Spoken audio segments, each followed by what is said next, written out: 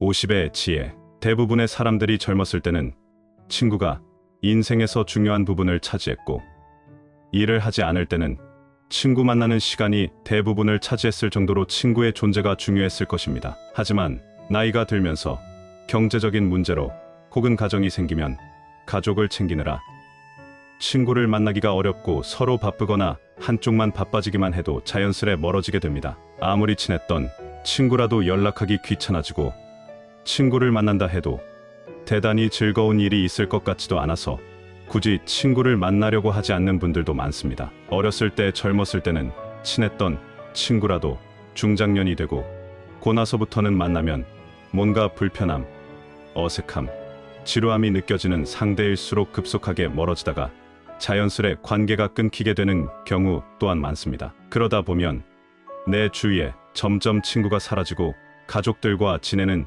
시간 혹은 혼자 있는 시간이 많아지게 됩니다. 하지만 이렇게 나이가 들수록 주변에 친구가 없어지는 것은 당연한 것입니다. 세월이 흐르면서 주변에 사람들이 없어져 가는 것이 자연의 이치인 것이죠. 이렇게 주변 친구가 없어진다고 해서 내가 문제가 있는 건가라고 생각하실 필요는 전혀 없습니다. 자연스러운 현상입니다. 그냥 순리대로 흘러가게 두는 것이 좋습니다. 이렇게 나이 들어갈수록 주변 지인들이 점점 사라지게 되는데, 사실 이것은 친구가 사라지는 것이 아니고 친구가 별로 필요가 없어지는 것입니다. 가정이 있는 경우 배우자나 자식, 손주들이면 충분하다고 느끼거나 결국엔 혼자인 것에 능숙하게 되면 친구랑 만나기보다는 가족과의 시간 혹은 자기만의 시간을 즐기게 되는 것입니다. 어차피 친구를 만나면 주로 자식 자랑, 돈 얘기, 뒷담화와 같은 별로 듣고 싶지도 말하고 싶지도 않은 주제로 얘기를 하게 되는 경우가 많습니다. 이런 부정적이고 듣기 싫은 얘기만 하다가 나중에 친구와 헤어질 때 왠지 기분 나쁘고 시간을 낭비한 것 같은 느낌이 들게 되는 것입니다. 뿐만 아니라 욕심 많은 사람, 질투하는 사람, 잘난 척하는 사람이 주변 지인들 중 대부분일 것이고, 배려해 주고 존중해 주는 친구는 많아야 한두 명 정도도 되지 않을 것입니다. 노인이 되어 노인정에 가더라도 똑같습니다. 늙어지면 인간은 점점 어른이 되는 게 아니라 정점을 찍고 나면 다시 애가 됩니다. 노인정에 가면 자랑과 싸움만 남는 게 현실입니다. 이런 이유들로 굳이 내 시간 써가면서 친구를 만나느니 차라리 혼자 즐길 수 있는 무언가를 찾게 되는 것입니다. 이렇게 친구들과 멀리한다 해도 어차피 그 자리는 가족이 지켜줍니다. 어렸을 때는 친구들이 보물이지만 나이가 먹을수록 가족이 보물이 되는 것입니다. 아무리 진정한 친구가 있다 해도 절대 친구가 가족만큼 여러분을 생각해 주지는 않습니다. 친구로서의 역할이 있고 가족으로서의 역할이 있는 것입니다. 친구는 절대 가족이 아닙니다. 가정이 있음에도 친구들과의 의리를 생각해서 모임에 절대 빠지지 않고 참석하는 경우나 친구들과의 수양속을 자주 나가게 되면 나중에 후회하는 경우가 많습니다. 친구의 경조사에는 참석하되 평소에는 가족과 많은 시간을 보내는 것이 좋습니다. 이것은 모든 친구를 다 없애라는 말이 아닙니다. 늙어서도 친구가 필요할 때는 있을 수 있습니다. 1년에 한두 번이라도 모여서 술 한 잔 기울일 수 있는 친구 한 명이 있는 것이 삶의 질이나 인간관계 면으로도 더욱 풍성한 삶을 살 수 있게 도와줍니다. 이런 친구는 한두 명 정도만 있어도 아주 충분합니다. 필요할 때만 연락하거나 자기 자랑만 늘어놓는 친구가 아닌 내 이야기를 잘 들어주고 공감해주는 친구라면 그 친구와 가끔 만나는 것은 아주 큰 도움이 됩니다. 만나면 불편하지 않고 마음이 편한 친구들과의 관계만 유지하는 것이 좋습니다. 듣기 싫은 말을 자꾸 하거나 만나면 왠지 모르게 불편한 친구들은 자연스레 멀리해야 합니다. 이렇게 점점 나와 맞지 않는 친구와는 멀어지는 연습을 차차 해나가는 것이 좋습니다. 그렇다면 왜 어렸을 때는 그렇게 친했던 친구가 나이가 들어갈수록 점점 멀어지게 될까요? 여기에는 세 가지의 이유가 있습니다. 첫 번째는 가치관의 차이입니다. 친구와 얘기를 하다 보면 나와 맞지 않는 생각을 하는 것을 느낄 때가 종종 있을 것입니다. 특히나 나이가 들수록 오랜 세월 살면서 저마다의 가치관이 생기는데, 유식한 사람이든 무식한 사람이든 가치관이 무척 뚜렷하게 형성되어 있습니다. 그런 가운데 모임이나 술자리에서 의견 충돌이 생기게 되고, 그런 게 반복되어 가는 과정에서 그 친구가 조금씩 싫어지며 거리를 두게 되는 것입니다. 이렇게 가치관의 차이가 있어 거리를 두게 되는 친구들이 조금씩 늘어가면 결국엔 나와 뜻이 맞는 사람이 거의 없다는 것을 깨닫게 됩니다. 그러다 보니 점점 친구를 만나는 횟수가 줄어들게 되는 경우가 많습니다. 사람은 늙으면 성격 못 고친다. 늙으면 말이 많아진다라는 말이 있듯이 이미 오랜 세월 내재되어 온 서로의 가치관이 충돌하게 되고 상대가 자기의 주장을 너무 과하게 하게 되면 굳이 내 주장을 해봐야 싸움만 나기 때문에 억지로 친구의 말을 들어줘야 하는 상황이 생기게 됩니다. 이런 식의 만남을 반복해봐야 내 의견을 자제하느라 속만 답답할 뿐이기에 모임이나 만남에 별로 아쉬워지지 않는 그런 상태가 되는 것입니다. 즉, 혼자가 편한 상태가 되는 것이죠. 사실 나이를 먹다 보면 친구로 지낸 기간보다 가치관이 잘 맞는지를 더 중요시하게 됩니다. 오래된 친구라고 그 기간 자체에 엄청난 의미를 부여하지 않고 친구 된 지 얼마 안 됐다고 가벼운 인간관계라고 생각하지 않는 것이 좋습니다. 이렇듯 알게 된 기간보다는 나와 가치관이 맞는 사람인지 갈등이 있어도 대화로 잘 풀어나갈 수 있는지 판단하는 것이 중요합니다. 이렇게 보면 나이 들어서 사귀는 사람이 오히려 더 잘 맞을 수도 있습니다. 현재의 환경에서 만난 사람이 비슷한 가치관을 가질 확률이 크기 때문입니다. 하지만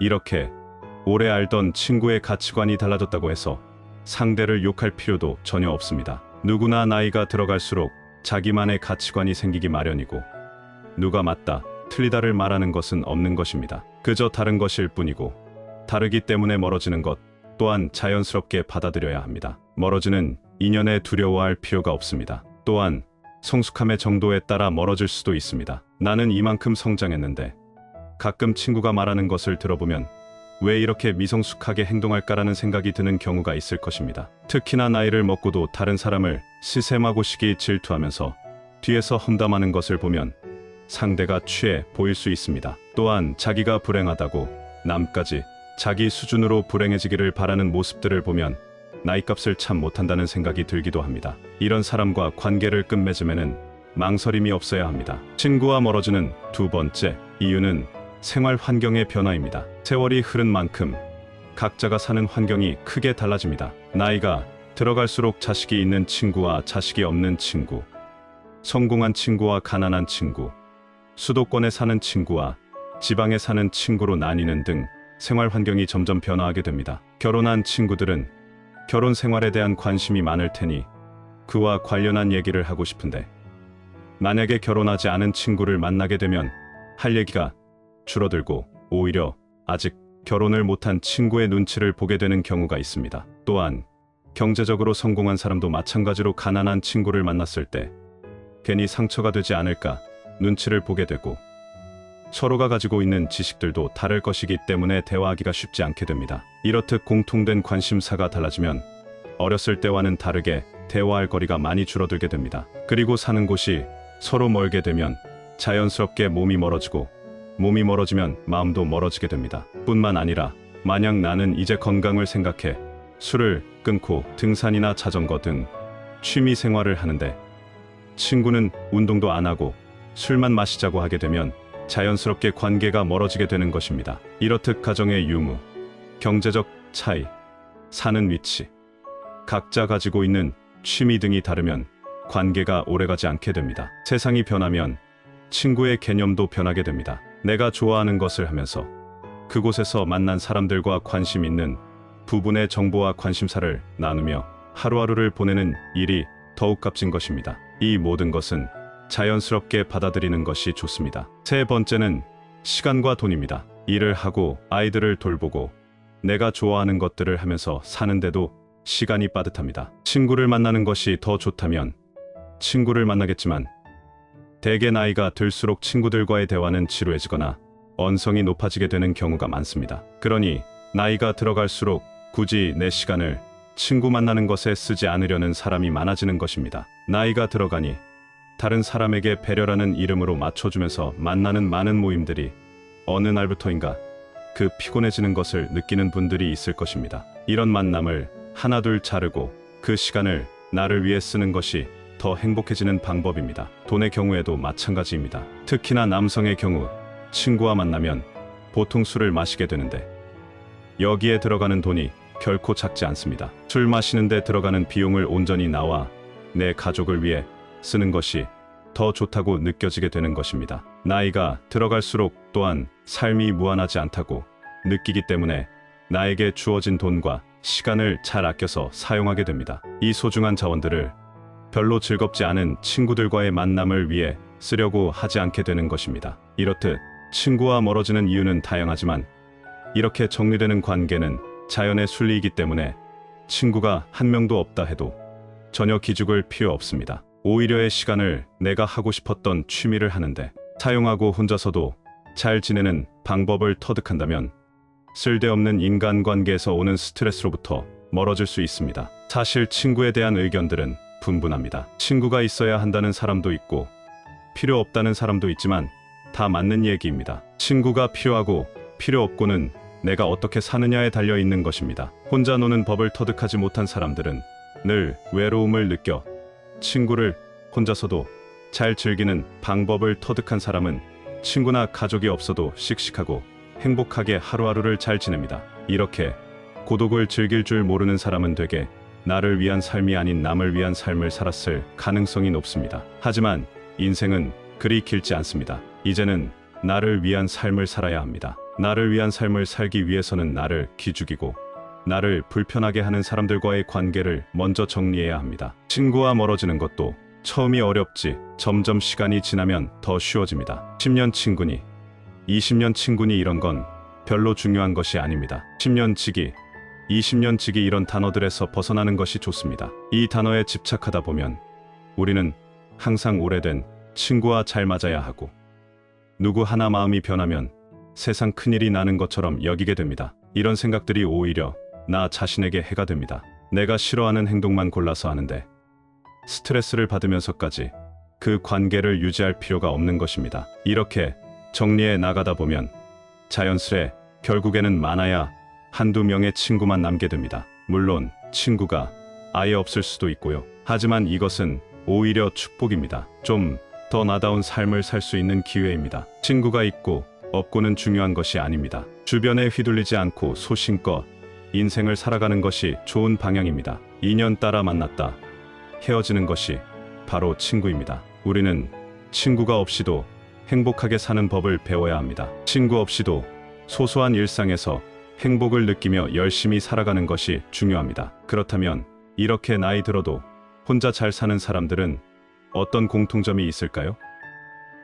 첫째로 이들은 남의 눈치를 보지 않습니다. 일단 여기서 가장 중요한 마음가짐은 내가 혼자가 되었을 때 남이 나를 문제 있는 사람이라고 여기면 어떡하지와 같은 걱정을 하지 않는 것입니다. 대개 혼자인 사람들 중에 이렇게 남의 시선을 의식해 억지로라도 친구를 만드는 사람이 있습니다. 하지만 이렇게 남을 의식하게 되면 마음에도 맞지 않고 만나면 불편한데도 사람을 만나게 되고 그런 관계에서 오는 스트레스에서도 벗어날 수 없게 됩니다. 사실 남은 그렇게까지 나에게 관심을 갖지 않습니다. 혼자 지낸다고 해서 당신을 문제 있는 사람이라고 여기지도 않습니다. 그러니 괜한 걱정에서 벗어나 남의 눈치 보지 말고 내 인생을 살아가야 합니다. 두 번째는 고민을 오래 하지 않는 것입니다. 혼자서도 잘 사는 사람들은 되게 고민을 오래 하는 것이 별로 좋지 않아서 고민을 짧기만 합니다. 예를 들어 안 맞다 싶은 관계를 단칼에 끊어내거나 내가 하고 싶은 취미가 생기면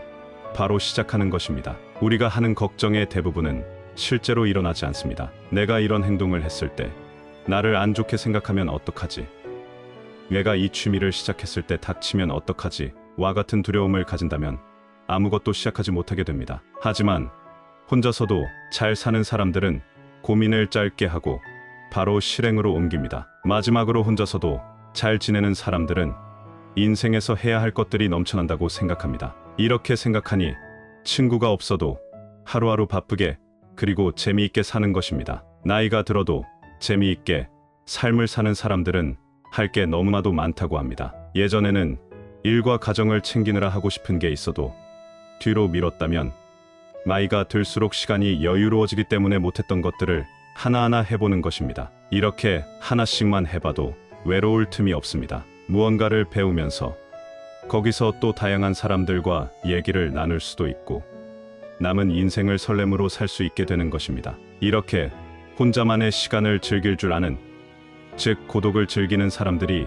인생을 행복하게 살 수 있습니다. 이러면 자존감도 높아지고 끌려다니는 인생이 아닌 주체적인 인생을 살아나갈 수 있습니다. 우리는 혼자여서 외로워하는 것이 아니라 혼자인 것에 감사해야 합니다. 산책을 하다 집 주변의 작은 공원에서 풀벌레 소리가 들릴 때면 내 청력이 좋음에 감사하고, 빛나는 햇살이 내 얼굴을 비출 때면 따스한 햇살을 느낄 수 있음에 감사하는 것입니다. 이외에도 하루를 살다 보면 감사할 일이 참으로 많습니다. 맛있는 음식을 차려 먹을 수 있음에 감사하고, 티를 보고 한바탕 웃을 수 있음에 감사해야 합니다. 이렇게 감사하는 마음은 놀라운 효과가 있습니다. 감사하는 마음을 갖는 습관은 스트레스를 줄여주고 우울증, 부정적인 감정에서 빨리 벗어나게끔 도와줍니다. 감사하는 마음을 습관으로 만들면 잠도 더 잘하고 피로감이 낮아지면 물론 심장 질환의 위험이 줄어든다는 연구 결과도 있습니다. 이렇게 감사하는 습관을 만드는 방법들이 있습니다. 첫째는